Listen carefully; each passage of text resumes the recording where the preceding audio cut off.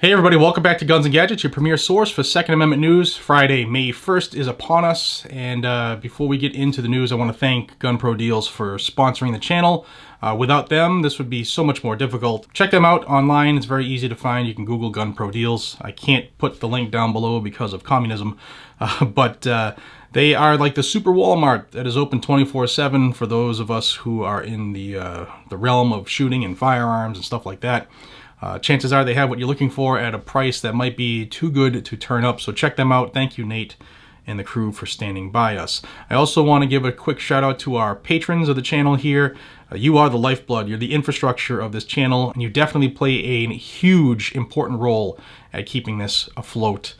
So thank you all. If you're considering jumping in to help the channel, the Patreon link that is down below. Thank you all for your time and your support. Now let's go over to California. California is a state like all others who are totalitarian, communist, Nazi regime-like, tyrannical when it comes to anything related to guns. So we're going to talk about the red flag. Now, different states call them different things. They call them red flag, they call them extreme risk protection orders, they call them extreme violence protection orders, or in California you have them called gun violence restraining orders, but they're all the same thing. They all strip away a constitutionally guaranteed right at the whim of another without due process, without you being able to stand in front of the court and defend yourself, not allowing you to confront your accusers, and in some cases, in some states, you never get to know who your accuser is. So California's red flag is much like other states that have them, in which, law enforcement can petition a judge and they say, look, Your Honor, this person said this about this gun holder, this gun owner, and we just wanted you to know about it. And the judge can say, you know what, this person, even though he might never have a record, might have never done anything wrong, we're going to take the whim of that other person, which we're not going to vet, and we're going to use it to strip this person of their rights unconstitutionally, no due process. So go ahead, servant, take that person's property, which they will, and in some states that can last for quite a long time, but that ex parte hearing part, which you don't get to go to, it's a secret hearing, that in some states goes, they have like 10 days before you actually get a hearing where you can go in front of a judge and try to defend yourself, but they don't offer you your right to counsel. Figure that one out. In California, they have 21 days. So the day that you're stripped of your rights is day one, and then you have 20 days from then to get you into court so that you can go in front of a judge. And that is 3 weeks of a constitutional abiding citizen being stripped of their constitutionally guaranteed civil right of the ability to defend themselves and keep and bear arms. Just because, no legal reason, just Michael Bloomberg paid us well and we think you shouldn't have guns. So that's how it has been since California rushed to put them in 2 years ago. Now this year in January, California said, you know what, we take guns from people like candy. That's not good enough. We want to expand this. And in January of 2020, they included more people that could petition the court for this unconstitutional order. Like I said before, it used to just be law enforcement and the judge. And California had to include others, such as employers and teachers, and in some cases, co-workers. So basically everybody around you can conspire to get your rights stripped if they really wanted to in California. And that was cool with them. They didn't want to, ask the people how they feel. They didn't want to have to vote for that at all. They just do that stuff. Well, let's bring that back to what's going on right now in California. Of course, now we have the whole viral apocalypse that's going on, and everybody's afraid of melting in public, and fresh air and sunlight will, burn everybody off.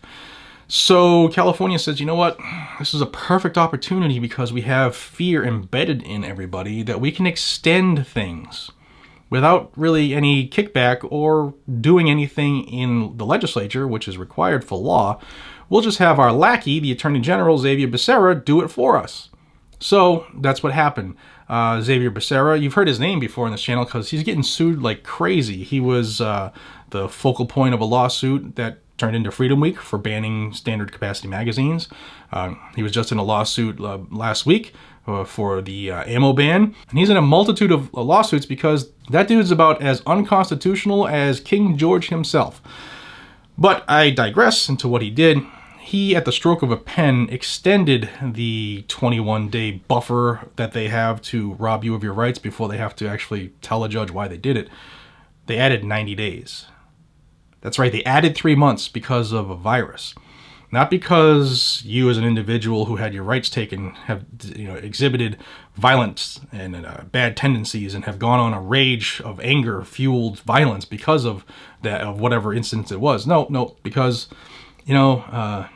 we're kind of busy right now, and we just want more time to screw you, so we're going to add 90 days. So now you're looking at 110 days plus the day you were jammed up, 111 days. That's almost 4 months they get to just strip you of your constitutional rights without due process and then have to worry about it at that point after 4 months. That gives them a huge buffer zone, and even if they're wrong, you, the individual, lose your right for no reason and your property, and you might never get it back. There's also cases in San Jose where the government's not giving back guns 7 years later. But you might not get your stuff back, and if it's damaged when you get it back, so be it. It's just the government. That's what they do. It's uncalled for. They can't even defend the thought, but they're doing it anyway. Now, once you go to see a judge and say, Your Honor, this is bullshit, in nicer language, well, maybe not, the judge can extend that GVRO for 3 months at a time. In order to do that, the same evidentiary level must be met, and it's nothing. I mean, it's minuscule.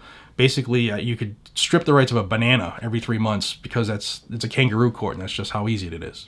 And that was before the viral apocalypse. Now, all the sheep are cowering in bed, wearing their masks and their gloves, worried about the air that we breathe. Now, thank you to Der Fuhrer Becerra, those extensions can be 1 year. So if you're one of those people that think that red flags are okay, and believe me when I tell you, if you read the comments, there are people out there that agree with them. If you're one of those people, now look at how it's progressed. Like I said numerous times here, it would.